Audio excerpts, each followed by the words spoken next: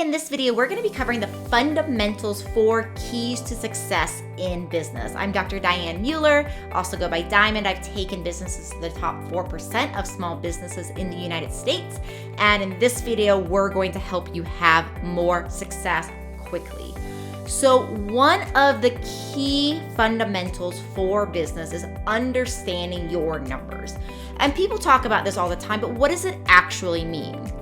In business, we definitely want to follow our intuition and follow our intuitive hits, but we want to combine that with data and facts. So one of the most important pieces of information to gather if you have a business and to gather quickly if you're just starting a business is the average lifetime customer value. This means from the average person that spends money on your product or service, how much money they spend with you. So if on average a client spends $5 versus a client spends $10,000, these are very different numbers, right? So we want to make sure that we understand how much money on average a customer spends with you. Customers spend all sorts of different amounts, but we understand on average, that tells us how much money we can spend on overhead for that client. It also tells us how much money we can spend on marketing to get that client. Marketing, how many dollars we can spend on acquiring a client does vary, but as a general rule, most businesses can do very well if they are spending somewhere around the 20% of the average lifetime customer value. So if the average lifetime customer value is $10,000, that means you can actually spend $2,000 to acquire a client.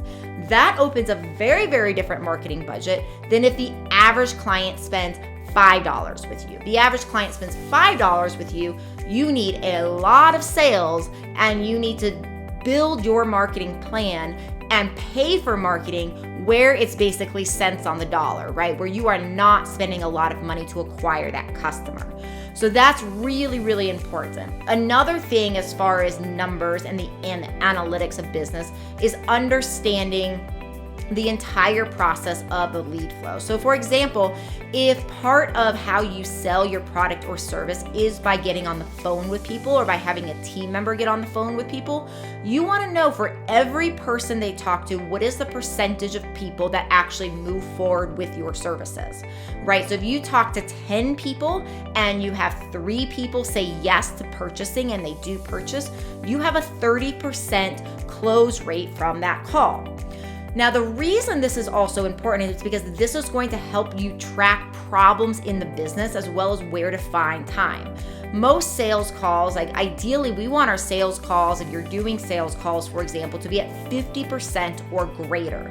So meaning for every person that you talk to, 50% or more are closing. Unless you have really, really high ticket items, like say you're selling a product or service that's $100,000. You need way less yeses and you can have a much lower sales percentage rate. But regardless, the idea of understanding this number is you can figure out if you are improving or not. The other thing that understanding numbers like this does is it helps you manage staff.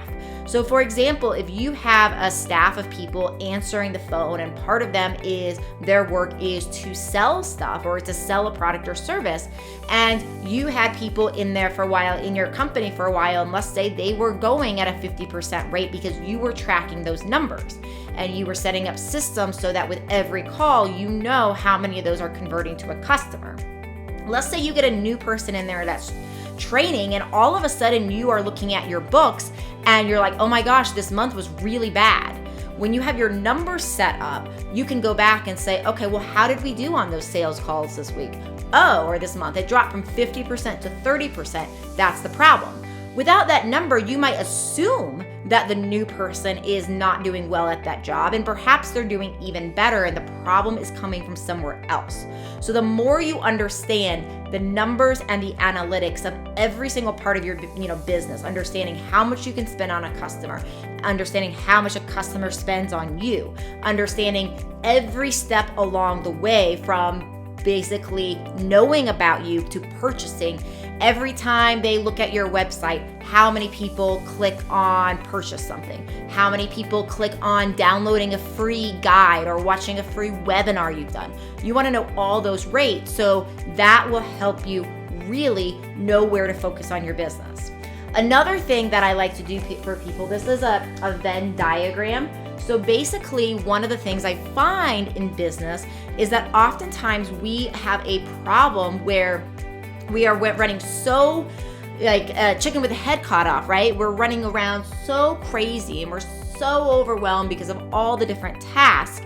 And this can lead to a lot of problems. And one of the biggest problems I see tasking so much and overwhelm leads to is a lack of our creative brain. When we are thinking and tasking and doing and thinking, we're putting all of the chi, all of the blood flow is in our prefrontal cortex here, which is reasoning and logic. That's wonderful, except for a lot of our creative solutions to problems don't come from our prefrontal cortex. They come from other parts of our brain. And when we are completely in overwhelm and task mode, it is very difficult for us to get out of our brain to think about things creatively. So one of the ways that I have seen really help people in business is to get into the pleasure zone. So pleasureful activities are activities that bring us into our body and out of our brain. That helps us access our creative center. So when we are in our body, these like things that are of the five senses tend to bring us into our body. So this can be sitting down to really enjoy that glass of tea or that glass of wine that we've been looking forward to all day and really enjoying and taking time to feel the pleasure inside of us. It can be petting a dog. It can be having a hug and really sinking into somebody's embrace. It can be through intimacy and all sorts of different things. Now, this Venn diagram is basically done where we have business here and we have pleasure here. And we have certain things that are basically the accelerators. They're gonna make business and pleasure go faster. Other things are brakes. They're gonna make business and pleasure go slower. So in the Venn diagram, what you're looking to do here is finding the things in the middle that are both accelerators for business and pleasure. For example, connection with community, right? So that's in my Venn diagram center. And so connection with community is one of the things that I have found that brings me a lot of pleasure. I'm an extrovert.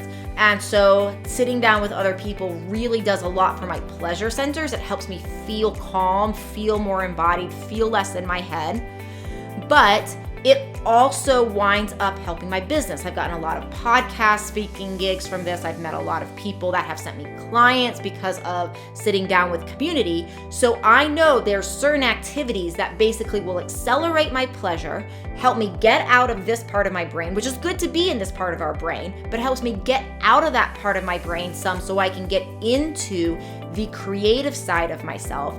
And these things that also are accelerating the pleasure in the center of this example will also wind up accelerating business. So it's a really great exercise as far as in addition to understanding the analytics and really working on that prefrontal cortex and the strategy there, it's also really, really important to think about what you can do from a standpoint of pleasure and accelerating your pleasure centers in a way that will also accelerate your business. So if you want more tips like this on business and mindset and all these juicy things, pleasure as well, please do subscribe to this channel. Best of luck to you, and I'll see you in the next one.